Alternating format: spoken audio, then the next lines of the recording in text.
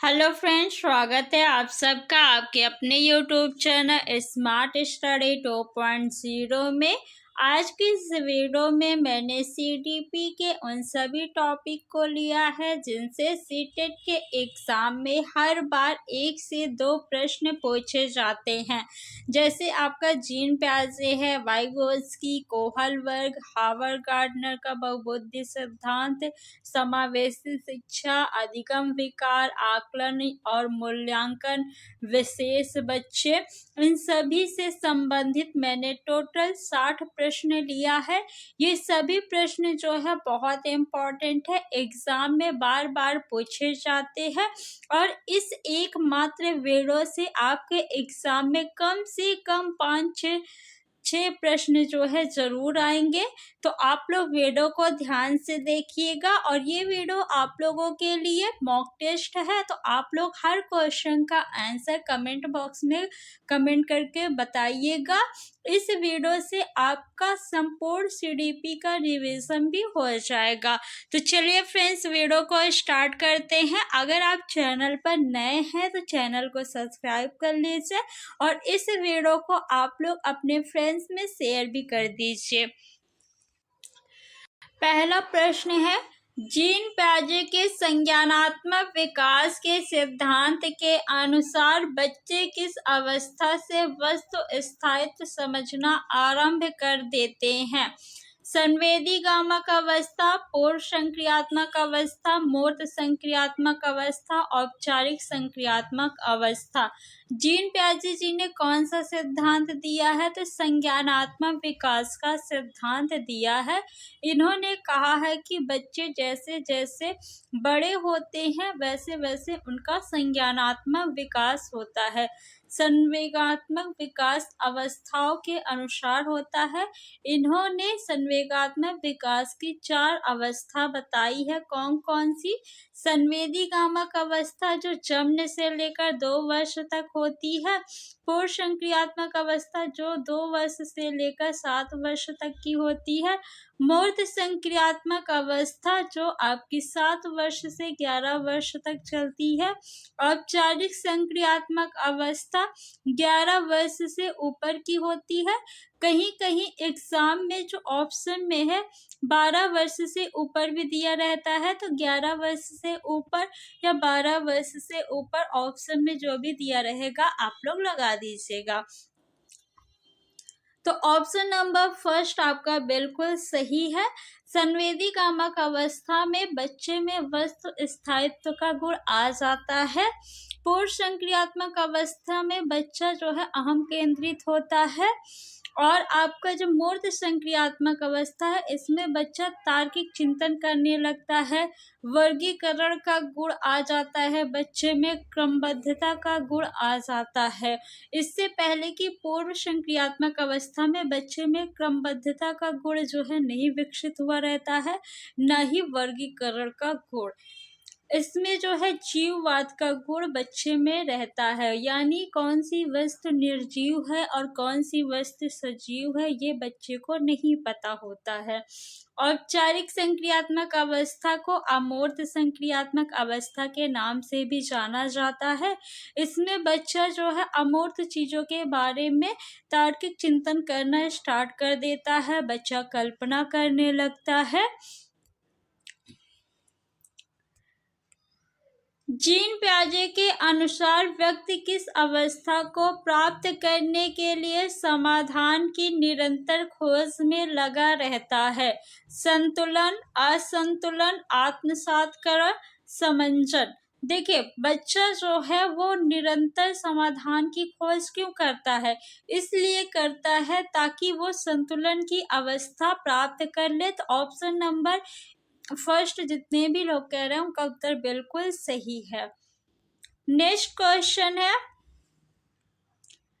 Gene प्याजे के संज्ञानात्मक विकास सिद्धांत के अनुसार किस चरण पर बच्चे घटनाओं को भूत, वर्तमान और भविष्य काल के सही क्रम में याद रखना शुरू कर देते हैं। यानी वर्गीकरण का गुण जो है वो किस अवस्था में आता है, किस अवस्था में? मूर्त संक्रियात्मक अवस्था में बच्चे में जो है वर्गीकरण का गुण आ जाता है, क्रमबद्धता का गुण आ जाता है। इसमें बच्चा जो है तार्किक चिंतन करने लगता है। तो कौन सा ऑप्शन सही होगा? 4 ऑप्शन दिए गए हैं। संवेदी गामक अवस्था, पूर्व संक्रियात्मक अवस्था, मूर्त संक्रियात्मक अवस्था, औपचारिक संक्रियात्मक अवस्था। तो ऑप्शन नंबर 3 जितने भी लोग कह रहे हैं उनका उत्तर बिल्कुल सही है, मूर्त संक्रियात्मक अवस्था। जीन पियाजे के संज्ञानात्मक विकास के सिद्धांत के अनुसार एक अध्यापिका 7 से 11 वर्ष की अवस्था वाले विद्यार्थियों को स्वतंत्र रूप से कार्य करने के लिए ऐसा कार्य देती है जिसमें की आवश्यकता होती है। 4 ऑप्शन दिया गया है, बताइए कौन सा ऑप्शन सही होगा? परिकल्पनात्मक, निगमनात्मक तार्किकता, प्रतिवर्ती चिंतन, निष्क्रिय अनुसरण, वस्तु स्थायित्व। 7 से 11 वर्ष का बच्चा है, यानी किस अवस्था में है? मूर्त संक्रियात्मक अवस्था में है। इस अवस्था में बच्चे में जो है वर्गीकरण का गुण आ जाता है, क्रमबद्धता का गुण आ जाता है और जीववाद का गुण उसमें आ जाता है। अब उससे पता चल चुका है कि कौन सी वस्तु निर्जीव है और कौन सी वस्तु सजीव है, और इस अवस्था में वो तार्किक चिंतन भी करने लगता है। तो ऑप्शन नंबर 2 जितने भी लोग कह रहे हैं उनका उत्तर बिल्कुल सही है, प्रतिवर्ती चिंतन। वस्तु स्थायित्व का गुण बच्चे में जो है संवेदी गामक अवस्था में आता है। संवेदी गामक अवस्था को इंद्रजनित अवस्था के नाम से भी जानते हैं, क्योंकि संवेदी गामक अवस्था में बच्चा जो है इंद्रियों के माध्यम से सीखता है। निष्क्रिय शब्द जो है आपका ये निगेटिव टैग वर्ड है, तो जिस भी ऑप्शन में निष्क्रिय शब्द आ जाए उस ऑप्शन को आप लोग गलत कर दीजिएगा एग्जाम टाइम में। परिकल्पनात्मक, निगमनात्मक तार्किकता जो है ये औपचारिक संक्रियात्मक अवस्था की विशेषता है।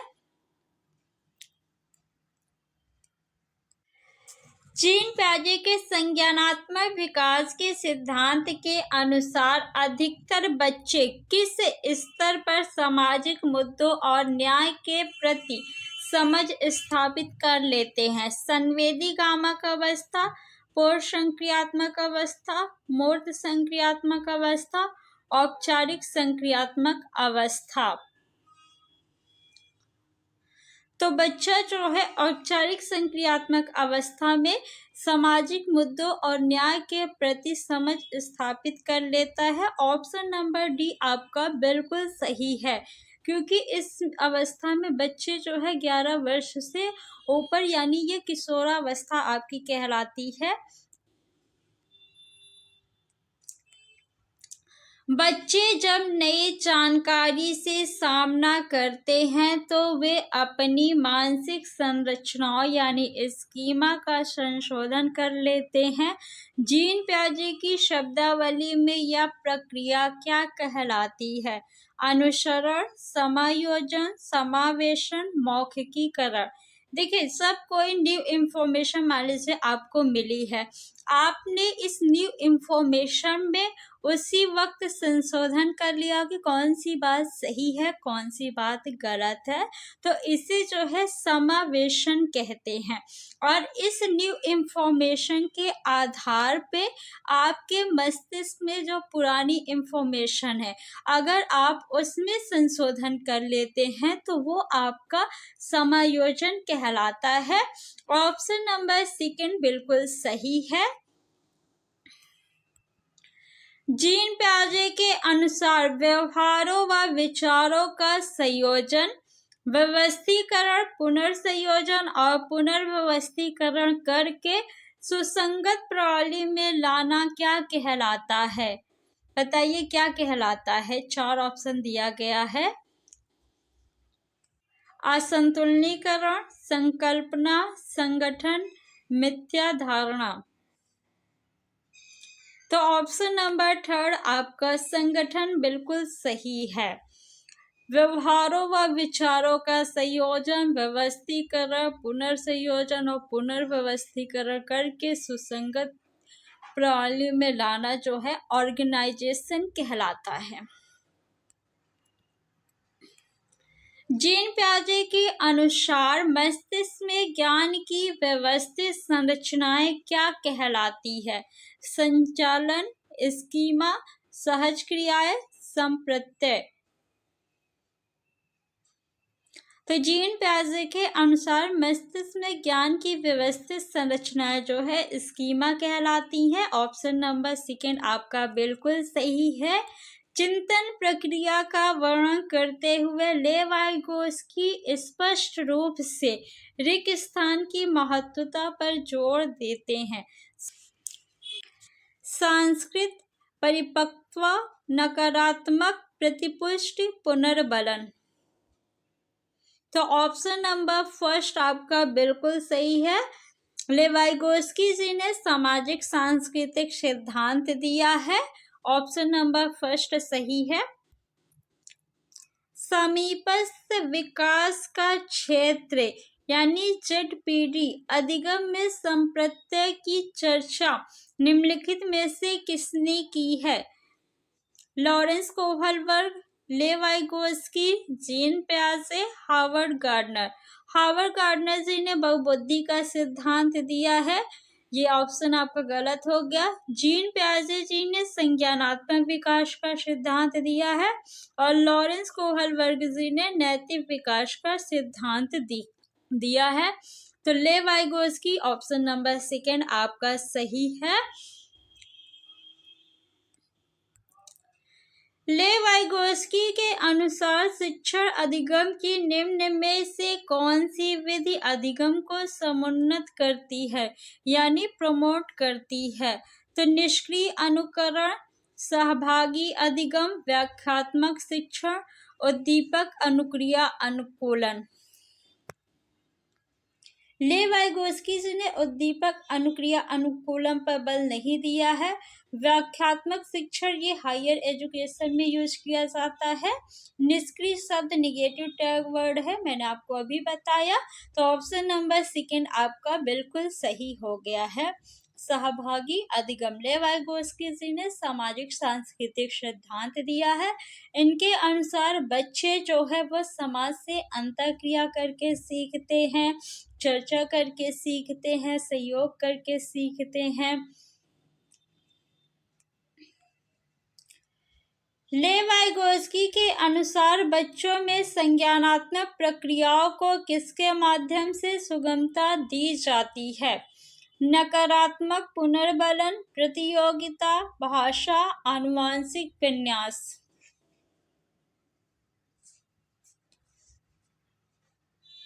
तो लेवाइगोस्की जी ने भाषा को बहुत इम्पोर्टेंट माना है क्योंकि इन्होंने कहा कि बच्चे जो है समाज से अंतःक्रिया करके सीखते हैं। तो अंतःक्रिया करने के लिए भाषा की ज़रूरत होगी। अगर आप बात नहीं करेंगे तो कैसे सीखेंगे लोगों से? और इन्होंने भाषा के 3 प्रकार बताए हैं: social speech, private speech, inner speech. Social speech यानी सामाजिक वाक्य, प्राइवेट स्पीच यानी व्यक्तिगत वाक्य, इनर स्पीच को आत्मवाक्य कहते हैं। तो ऑप्शन नंबर थर्ड आपका बिल्कुल सही है। प्रतियोगिता की भावना आपको बच्चों में नहीं विकसित करना है, ये निगेटिव शब्द है। और नकारात्मक पुनर्बलन भी निगेटिव है। आनुवांशिक विन्यास की बात लेवाइगोस्की जी ने नहीं की है। लेवाइगोस्की ने संज्ञानात्मक विकास की प्रक्रिया में रिक्त स्थान और रिक्त स्थान की महत्वता पर बल दिया है। सांस्कृतिक उपकरण और दंड, मनोवैज्ञानिक उपकरण और पुरस्कारों, सामाजिक पारस्परिकता और चर्चाओं, जैविक परिपक्वता और प्रतिस्पर्धा। तो मैं आपको लेवाइगोस्की जी से संबंधित कुछ कीवर्ड बता देती हूँ, जो आपको ऑप्शन में दिख जाए तो आप लोग उस ऑप्शन को सही कर दीजिएगा। पहला कीवर्ड है आपका सांस्कृतिक उपकरण, दूसरा है मनोवैज्ञानिक उपकरण, तीसरा है सामाजिक पारस्परिकता या चर्चा दिख जाए, भाषा दिख जाए और आपका समाज आ जाए या संस्कृत आ जाए, पाड़, ढांचा, मचान, आलंबन, स्कैफोल्डिंग और MKO मोर नॉलेजेबल अदर। ये शब्द जहाँ भी दिखे ये जो है लेवाइगोस्की जी से संबंधित है।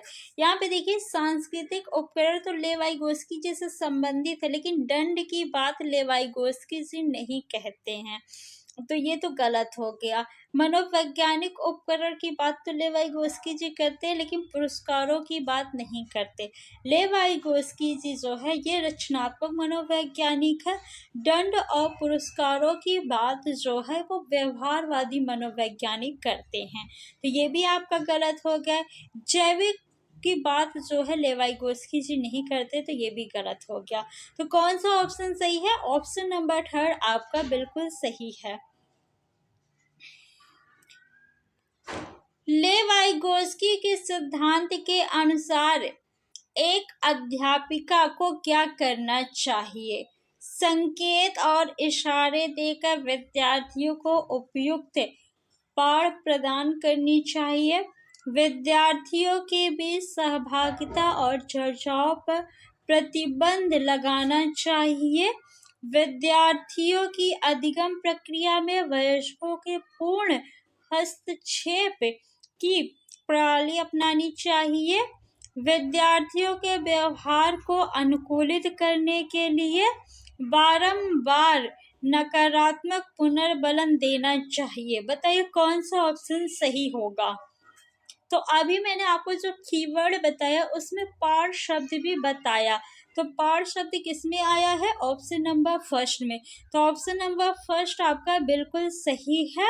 प्रतिबंध लगाना, ये देखिए निगेटिव है, चर्चा में शामिल करना चाहिए, ये लेवाइगोस्की जी कहते हैं, न कि प्रतिबंध लगाना, तो ये तो आपका गलत हो गया। हस्तक्षेप, इसमें क्या कहा जा रहा है कि विद्यार्थियों की अधिगम प्रक्रिया में वयस्कों के पूर्ण हस्तक्षेप की प्रणाली अपनानी चाहिए, जबकि लेवाइगोस्की जी ने कहा है कि विद्यार्थी ने मान लीजिए कोई लक्ष्य रखा है, उसकी वास्तविक स्थिति ये है और इसने कोई काम करना स्टार्ट किया, अपने लक्ष्य तक पहुंचने में मान लीजिए उसे बीच में कहीं भी कुछ भी प्रॉब्लम आ रही है, तो उससे अधिक ज्ञानी व्यक्ति, चाहे वो उसका सहपाठी हो, उसके पेरेंट्स हो या कोई और व्यक्ति हो जिससे उससे अधिक ज्ञान है, वो यहाँ पे थोड़ा से उसे हिंट दे दे, सहारा दे दे, थोड़ी उसकी हेल्प कर दे, तो बच्चा जो है अपने लक्ष्य को प्राप्त कर लेगा।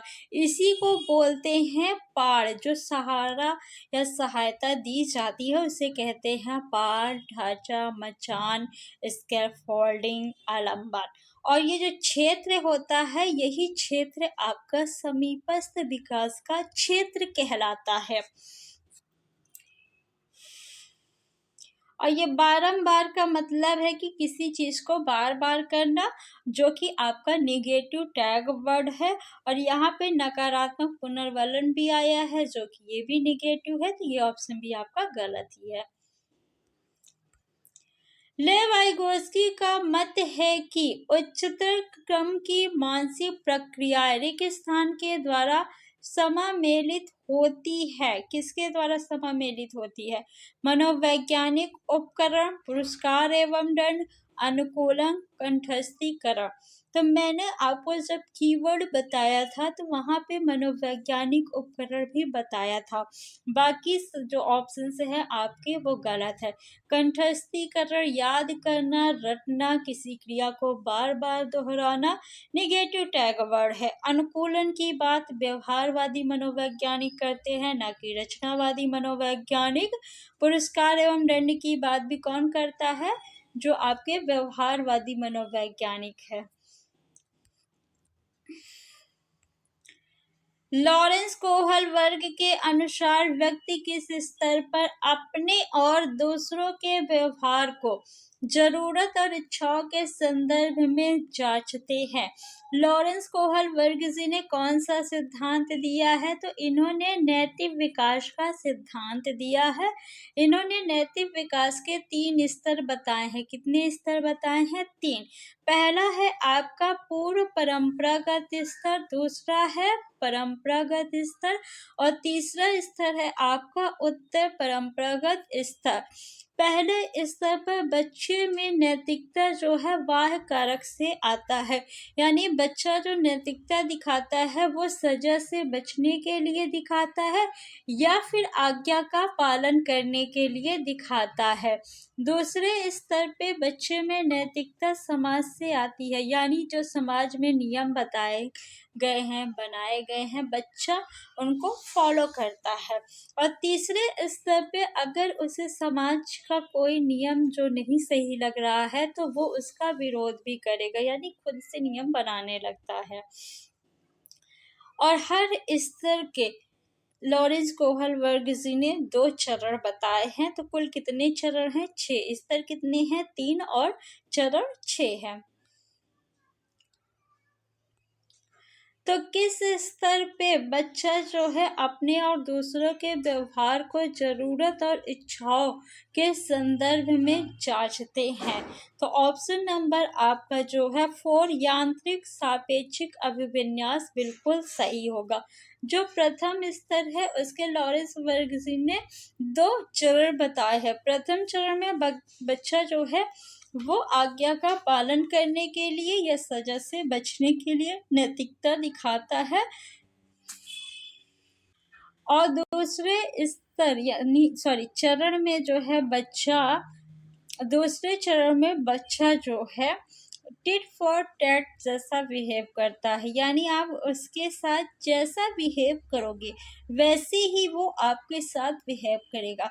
अगर आप उसे मारोगे तो वो भी आपको मारेगा, अगर आप उससे प्यार से बात करोगे तो वो भी आपसे प्यार से बात करेगा। नेक्स्ट क्वेश्चन, निम्नलिखित में से किसने बच्चों में नैतिक विकास के सिद्धांत का प्रस्ताव रखा? तो नैतिक विकास का सिद्धांत किसने दिया है? लॉरेंस कोहल वर्ग जी ने दिया है। ऑप्शन नंबर 3 आपका बिल्कुल सही है। निम्न में से किसे लॉरेंस कोहल वर्ग द्वारा वर्णित किया गया है? सामाजिक अनुबंध अभिविन्यास, निकटवर्ती विकास का क्षेत्र, आंतरिक वाक, आत्मकेंद्रित वाक्य। देखिए वाक की बात जो है ये किसने की है? वाइगोत्स्की जी ने की है। निकटवर्ती क्षेत्र का विकास ये भी किसने बताया? वाइगोत्स्की जी ने बताया है। ऑप्शन नंबर 1 आपका बिल्कुल सही है। सामाजिक अनुबंध अभिविन्यास के बारे में कोहल वर्ग जी ने बताया है। ये कोहल वर्ग की जो है चरण है। इन्होंने नैतिक विकास का सिद्धांत दिया है और नैतिक विकास के सिद्धांत के 3 स्तर बताए हैं। हर स्तर के जो है 2-2 चरण बताए हैं। लॉरेंस कोहल वर्ग के नैतिक विकास के सिद्धांत के किस चरण पर बच्चों के नैतिक तर्क दंड से बचने हेतु आज्ञाकारी होने पर आधारित है? तो किस स्तर में?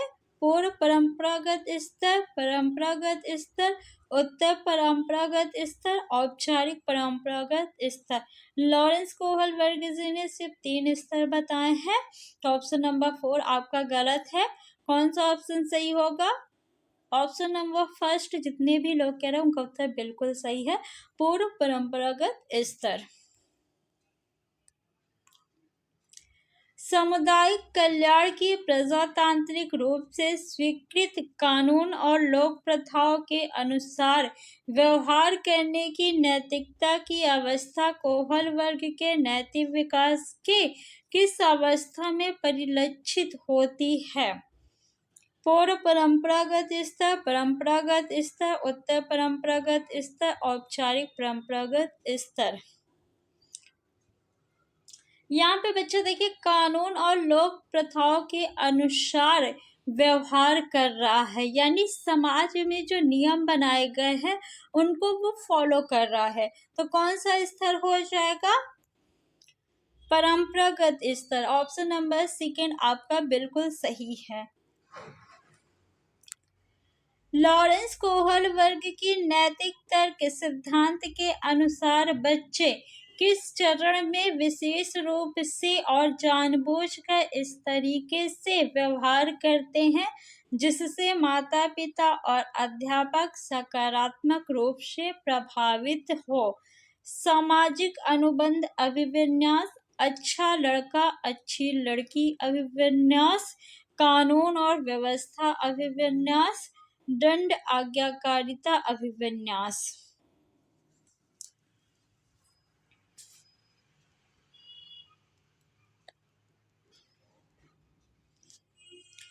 ये आपका प्रथम स्तर का प्रथम चरण है और ये आपके द्वितीय स्तर का प्रथम चरण है और ये आपका द्वितीय स्तर का जो है द्वितीय चरण है।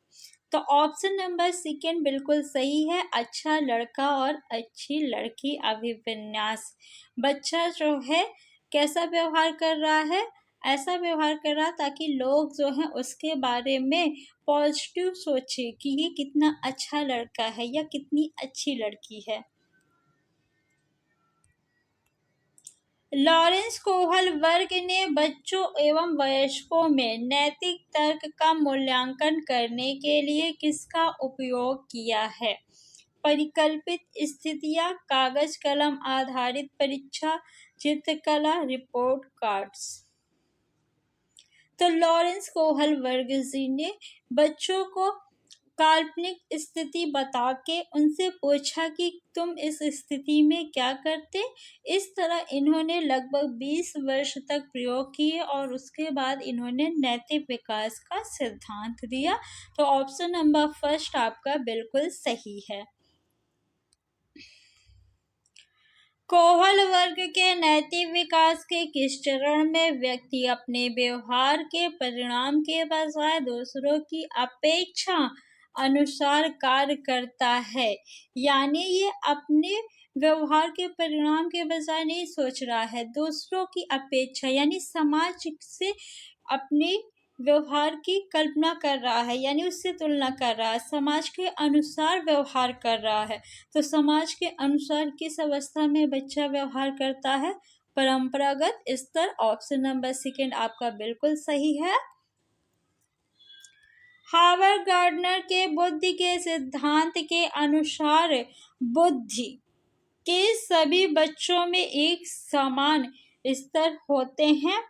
एक समान योग्यता है जिसका कोई जैविकी आधार नहीं है, जन्म से ही स्थिर है और इस पर परिवेशी कारकों का कोई प्रभाव नहीं पड़ता है। कई प्रकार की होती है और व्यक्तियों के पास विभिन्न प्रकार की बुद्धि के विभिन्न स्तर होते हैं। कौन सा ऑप्शन सही होगा? हावर्ड गार्डनर ने बहुबुद्धि का सिद्धांत दिया है। इनके अनुसार बुद्धि कई प्रकार की होती है। स्पीयरमैन ने बुद्धि का द्विकारक सिद्धांत दिया है। तो ऑप्शन नंबर कौन सा सही होगा? ऑप्शन नंबर 4 आपका बिल्कुल सही है। कई प्रकार की बुद्धि होती है और व्यक्तियों के पास भिन्न प्रकार की बुद्धि के विभिन्न स्तर होते हैं। हावर्ड गार्डनर द्वारा प्रतिपादित बहुबुद्धियों में निम्नलिखित में से कौन सी शामिल नहीं है? भाषाई बुद्धि, भावनात्मक बुद्धि, स्थानिक बुद्धि, संगीत बुद्धि। हावर्ड गार्डनर जी ने मुख्य रूप से पहले 7 प्रकार की बुद्धि का वर्णन किया था, फिर उसके बाद इन्होंने 2 बुद्धि और जोड़ दी। कौन सी? प्राकृतवादी बुद्धि और अस्तित्ववादी बुद्धि।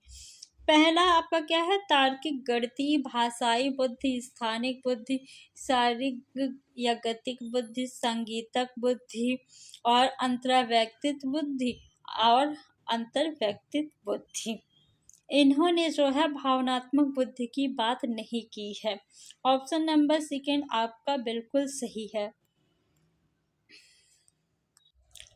हावर्ड गार्डनर के सिद्धांत के अनुसार जो विद्यार्थी दूसरों की भावनाओं, मनोदशा और इरादों को अच्छी तरह से समझ पाते हैं, उनमें किस प्रकार की बुद्धि का उच्च स्तर होता है।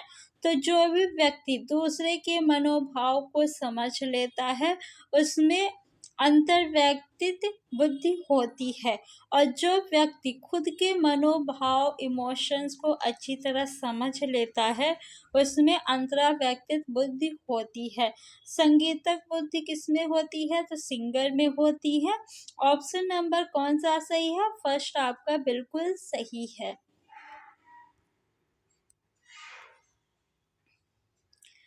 राधिका एक खिलाड़ी होने के साथ साथ एक अच्छी नृत्यांगना भी है। हावर्ड गार्डनर के अनुसार उसके पास किस प्रकार की बुद्धि है, बताइए किस प्रकार की बुद्धि है। खिलाड़ी है यानी खेल कर रही है, नृत्य कर रही है यानी शारीरिक गति कर रही है, तो कौन सी बुद्धि होगी उसमें, अंतर्वैयक्तिक बुद्धि होगी, नहीं। भाषाई बुद्धि जो है ये कवि में होती है, जो लेखक होते हैं उनमें होती है। संगीतात्मक बुद्धि होती है, नहीं। ऑप्शन नंबर थर्ड आपका सही है। संगीतात्मक बुद्धि जो है ये सिंगर में होती है। भाषाई बुद्धि जो है आपके जो राजनेता होते हैं ना, उनमें भी होती है। आपके जो शिक्षक होते हैं उनमें भी होती है। हावर्ड गार्डनर ने अपने बहुबुद्धि सिद्धांत में निम्न में से किस बुद्धि प्रकार को शामिल नहीं किया है। प्राकृतिक बुद्धि को शामिल किया है, स्थानिक बुद्धि इसे भी शामिल किया है, अंतर्वैयक्तिक बुद्धि को भी और अंतर्वैयक्तिक बुद्धि को भी शामिल किया है, लेकिन बोधन बुद्धि को शामिल नहीं किया है। तो ऑप्शन नंबर थर्ड आपका जो है वो बिल्कुल सही है। हावर्ड गार्डनर के अनुसार एक अच्छा कवि और लेखक होने के लिए एक व्यक्ति में किस प्रकार की बुद्धि होनी चाहिए, बताइए। एक अच्छा कवि और लेखक होने के लिए किस प्रकार की बुद्धि की आवश्यकता है, 4 ऑप्शन दिया गया है। फ्रेंड्स, अगर अभी तक आपने वीडियो को लाइक नहीं किया है तो लाइक कर दीजिए और इस वीडियो को आप लोग ज़्यादा से ज़्यादा शेयर करिए। ऑप्शन नंबर सेकंड आपका बिल्कुल सही है। तो फ्रेंड्स, आज के इस वीडियो में हम लोग 30 क्वेश्चन ही देखेंगे। इसका पार्ट 2 जब आएगा तो उसमें हम लोग 30 क्वेश्चन देखेंगे। Thanks for watching.